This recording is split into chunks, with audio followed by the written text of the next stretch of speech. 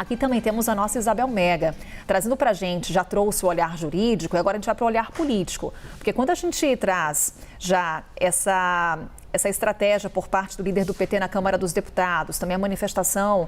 de várias autoridades públicas sobre o que está acontecendo, inevitavelmente, Isabel, a gente joga o nosso olhar para o que será a corrida eleitoral de 2026.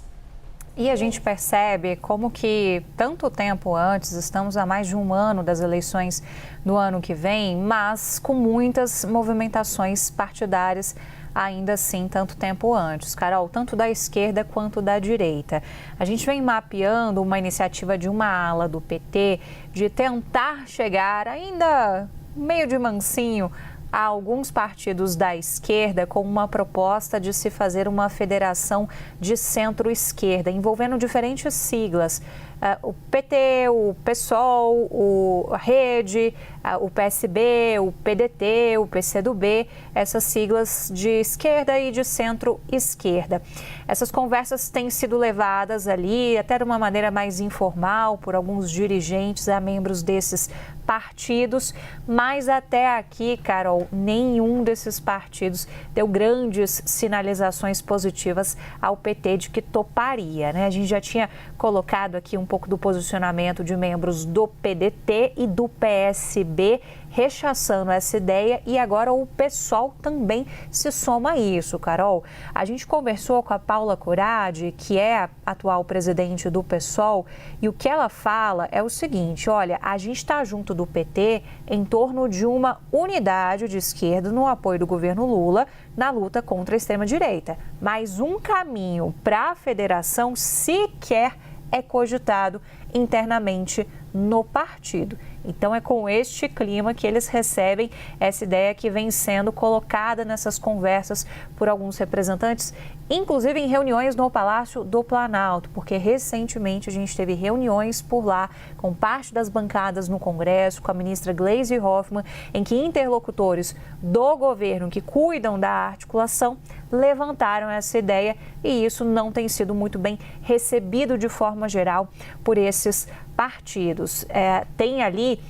uma expectativa, por exemplo, do ponto do PSOL, segundo fontes nos contaram, de tentar formar algo com o PCdoB, mas como o PCdoB está muito ainda atrelado ao PT, isso ficou pelo caminho. Então, do ponto de vista da esquerda, o que a gente tem de mais concretude para as alianças de 2026 são aquelas que a gente conhece já, né? O PCdoB na federação com o PT, hoje o PV também está nessa federação. Do outro lado, PSOL e Rede, que também tem planos de manter esse casamento para as próximas eleições. E aí, do outro lado, Carol, expectativa também na direita em relação ao que pode acontecer com uma entrega do potencial político de Jair Bolsonaro para alguém de sua preferência, né? A gente vê aí como que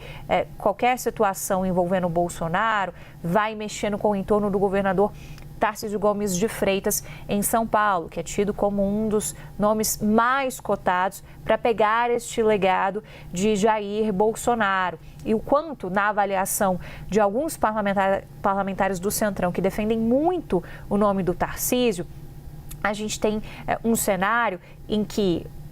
o atrelamento que houve do tarifaço, a primeira reação de Tarcísio, gerou prejuízos à imagem do governador, mas que isso não o afasta de um projeto presidencial, porque o Tarcísio é visto hoje como o candidato do Centrão. Então, a avaliação é de que você tem tempo ainda para conseguir recuperar ali um pouco dessa imagem. O próprio governador